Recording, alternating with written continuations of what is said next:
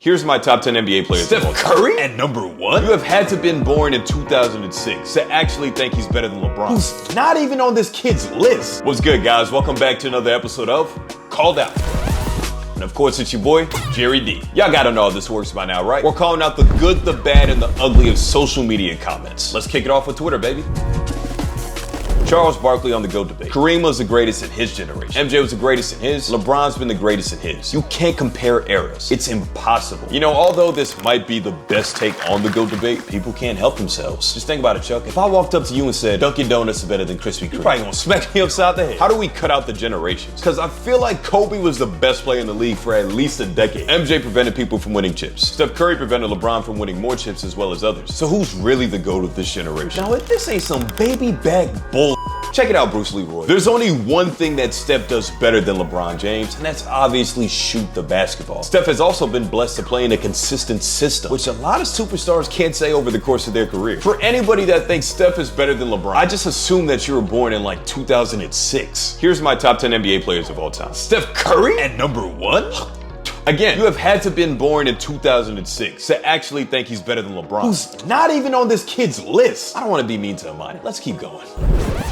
That's the worst basketball game ever played. I don't know if I could fix it. Mike Malone on the All-Star game. Yeah, you get an argument from me, dog. That shit was pretty terrible. Like, we probably might have had better competition at the Y. The All-Star game needs to go back to its original format. But I doubt that can happen anymore now that Pandora's box has been opened. Nah, I'm actually good with the draft. Just think about it. The West is still more stacked than the East. And it's kind of been that way since the 2000s. I think the draft keeps it balanced. Come on, 31 and up, you know better than that. Plus, that's not really gonna up the competition either. L-take. All-Star Pro Bowl games are for league pageantry, not competition. The event has no competitive incentive and is not worth the risk of injury. Woo! This definitely is a great team. Think about it. If I'm LeBron and the Lakers, I'm trying to make a deep dive into the postseason. Why am I actually going to go 100% in a game full of all-stars that's really just for us fans? I'm not getting paid anymore for this. LeBron on McClung. He solidified himself as one of the greatest slam dunk competitors we've had in the history of the game. He said McClung belonged in the slam dunk company of MJ, Vince Carter, and Aaron Gordon, among others. After 2016, with AG and Zach LaVine, who else was in the dunk contest? Raising people up is a kind gesture. But let's be real, please. I think he is being real, though. Drew Bob. Can you name any of the slam dunks after 2016 that were actually entertaining? I'll wait.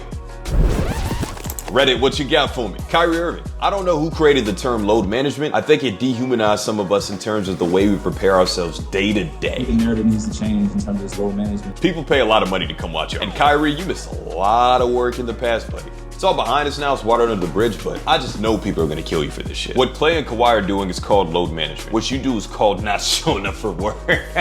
It's like that one guy that's at the office like twice a week because he can't find a babysitter for his dog or some.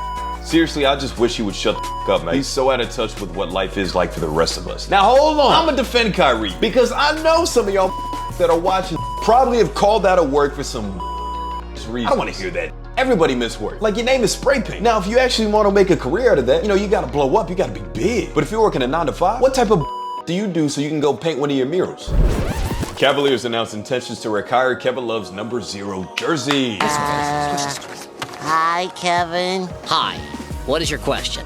Hi, Kevin. Woo! Big dog dessert. I ain't mad at it. Cool. Kevin Love rocks. I hope they use a pic of his sleeve jerseys.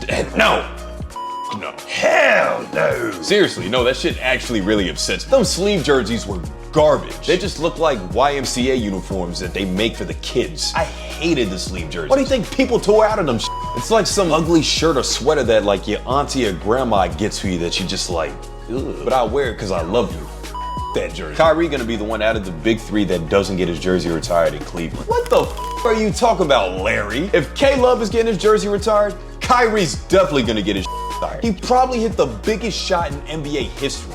And arguably, that might have been the biggest moment of the game other than the block. The like neck and neck, dude. He's a huge part of the reason why you guys have a chip. Like I'm talking like Arnold Schwarzenegger huge, like. IG, what you got? 4 actives and a legend. Which team would be the most unstoppable starting 5? The Lakers and the Suns stick out the most. Like adding Shaq and Chuck to their respective teams, that's like putting 2 Grizzly Bears in a Lakers and Suns uniform. That shit is complete dominance. Shaq over Kobe? Yeah, see, nah, that ain't it. No disrespect to the Diesel himself. Nah, Von, you tripping because there really is no wrong answer to put in a Laker jersey. There's a lot of history to choose from. Bronny James, projected top 10 pick. More power to the kid. I think he deserves it. He's been balling out and his game has came a long way. I think he's going to be one of the biggest professional sports busts in history. We know how this story is going to go, but y'all keep playing pretend. Man, official D Young, we really don't know. By the way, what are you an official of? Of being a dumbass? Why are you hating on a kid? Hop off his meat. You're not on the banana boat. I get that you're jealous. He's not that good. He'll barely get playing time his freshman year. Oh yeah, so I guess you're just a fortune teller. You got your crystal ball and you can see everything that's gonna blah, blah, blah. Get the out of here with that, man. We really don't know what this kid's gonna be. Now I understand everybody just wants to jump on Bronny now and hate on him, just like how they probably did his dad back in 03, right? The kid's game has grown. So what if he doesn't average 30 points a game? It's because he doesn't take 20 shots, because he makes the right basketball play, just like his daddy. All right, I think I had enough of you basketball professionals. But I hope you enjoy being called out today. And guess what? Maybe you can end up on this show next if you follow in these ass footsteps.